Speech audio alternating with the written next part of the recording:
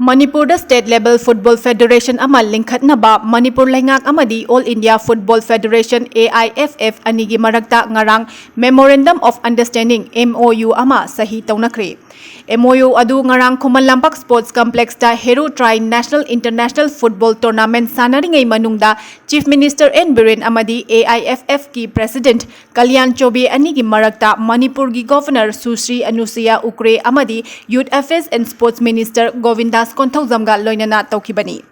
Ngarang sanakiba match aduda India na Kyrgyz Republic bu Panjil ani suno da thoiki amadi Manipur gi Governor Sursi Anusuya Ukraina Championship oikraba India gi team da trophy khutsan nakibaga loinana Hero Tri National International Football Tournament ngarang loisinkre.